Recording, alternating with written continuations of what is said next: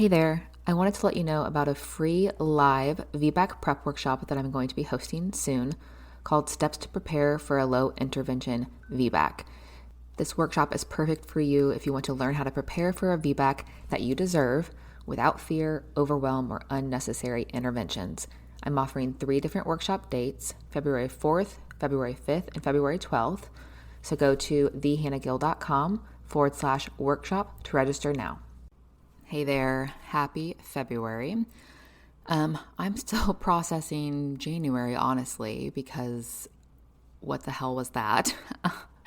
The first couple weeks of January were great. It was the new year.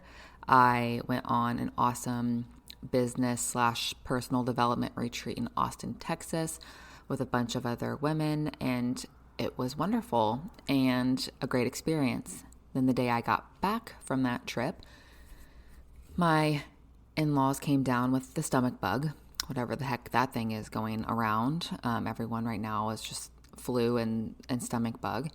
And then the following week, I had hernia surgery. And the day after my surgery, my kids came down with the stomach bug. So my husband was literally caring for the kids and me, and I was trying to do everything I could to help. And then also that same week, I'm not going to mention names or a ton of details, but a very close family member of mine was diagnosed with a rare and aggressive type of cancer.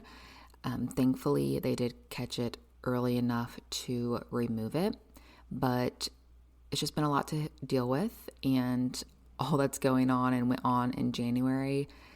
I'm just hoping the rest of 2025 hopefully looks up. But today I want to ask you a question. How are you preparing for a VBAC? Or how do you want to prepare for a VBAC? One of the main questions I get from women and see in social media groups and posts is, how do I prepare for a VBAC? So let's get into that a little bit today. I'm your host, Hannah Gill, and this is Motherhood Flow.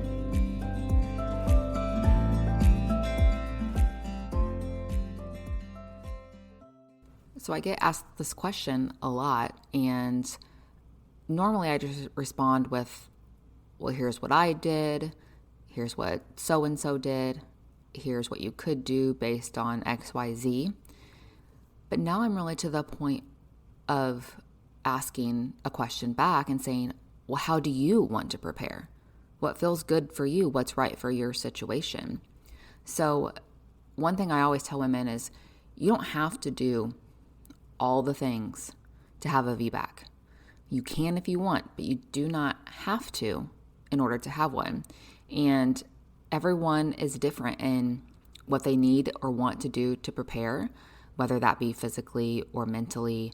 And some people, like me, for example, again, this is just my personal experience, I wanted to do all the things. I wanted to go to therapy to heal my birth trauma and PTSD. I wanted to go to pelvic floor physical therapy to help heal my pelvic floor and make sure it was prepared for pregnancy and birth. I wanted to go to the chiropractor. I wanted to do acupuncture. I wanted to listen to a million podcasts. I wanted to take a course to help guide me through the preparation process and going unmedicated. I hired a doula. I wanted to do everything in my power to know that at the end of the day, if I ended up with another C-section, I knew I had done everything I could. At least I tried. At least I gave myself and my baby that chance. And that if it came to that, I would know that it would be truly needed, and it wouldn't be something that was coerced or forced upon me. It would be my decision based on everything I did to prepare to do that. Now, there are plenty of, not everyone has to do that. Like, that's just what I wanted to do personally. Other people, they don't want to do anything. They just want to get pregnant, enjoy their pregnancy, show up, have their baby. Awesome. If that feels aligned and good to you, please do that. One thing I found, especially when it comes to VBAC preparation, is many women, not all women who have C-sections have negative experiences, but many women had a very negative experience the first time, which is kind of why they're leaning towards having a VBAC, and they don't trust their intuition. They don't trust their body anymore. They feel like it had failed them. There is a lack of confidence there and a lot of worry and questioning. So it makes so much sense that everyone would be asking other people, how do I prepare for a VBAC? Because when you're trying to do something and you feel like you don't know how to do it, you obviously want to look to external sources to help teach you that or help prepare you for that. And that's okay. It's okay to have support or have a doula or have guidance or a childbirth educator or take a course or whatever that may be. But it's really important to know that you have to look into yourself first and figure out, what do I need and want from this preparation experience? Do I want to go to pelvic floor physical therapy? You may not want to do that, and that's okay. So figure out, based on what other people say, you don't have to do everything that people say to do to prepare for a VBAC. There are women who go out there and do all the things, and then they have another C-section. There's people that do nothing, that have VBACs. So do what feels best to you, because if it's just going to add stress to your life to do all the things or do something that doesn't feel good or that you're comfortable with, then adding stress is not going to help your pregnancy or birth experience. So look into yourself first. You can ask people, how do I do this? Or what do I need to do? But think about first what you want to do. What do you feel that your mind needs? What do you feel that your body needs?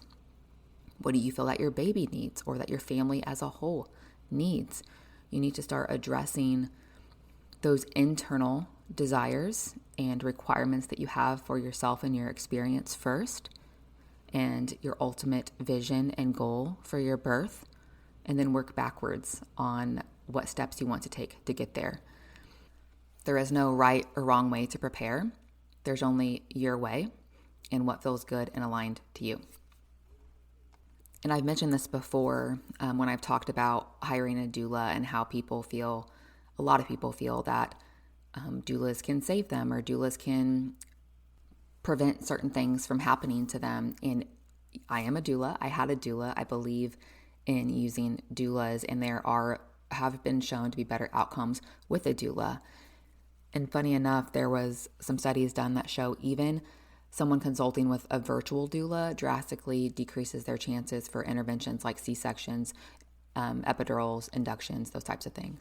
But what I always want to stress is that they can't save you, and all of the choices are still yours. It is still an internal journey and then internal work and prep that you have to do, because you shouldn't be looking to external sources to validate you and your decisions for your birth.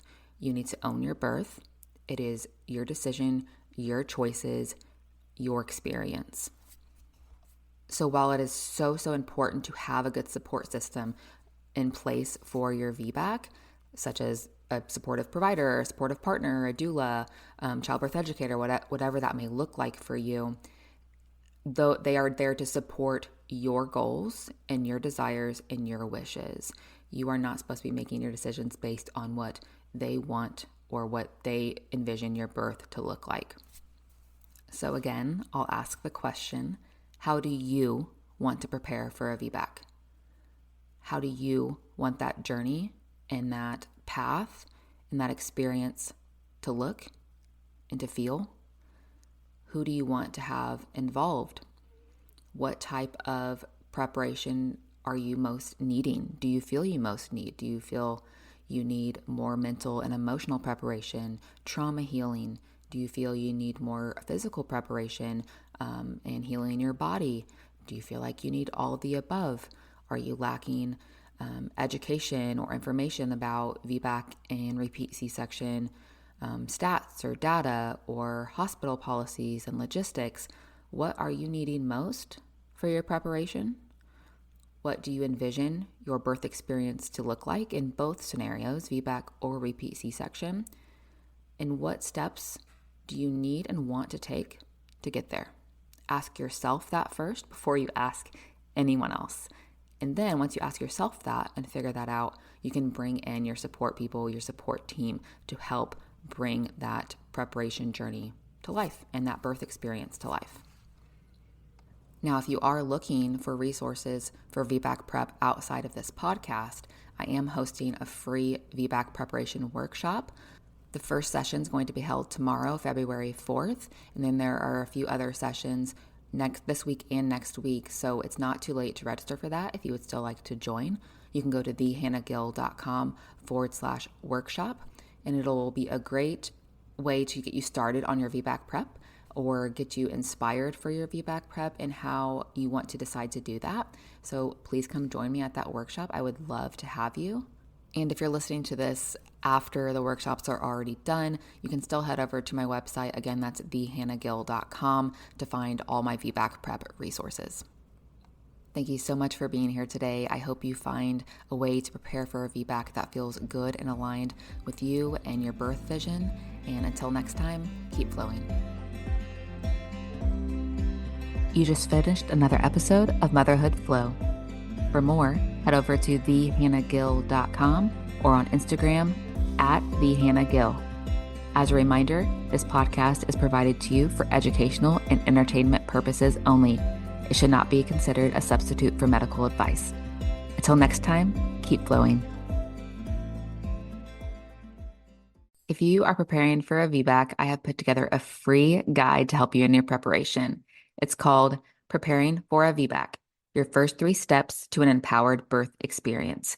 This guide will walk you through the first 3 steps that you need to make on your VBAC preparation journey, and it'll make the whole process a lot easier and more straightforward for you. So if you want to grab that guide, go to thehannahgill.com/first steps. Again, that is thehannahgill.com/first steps.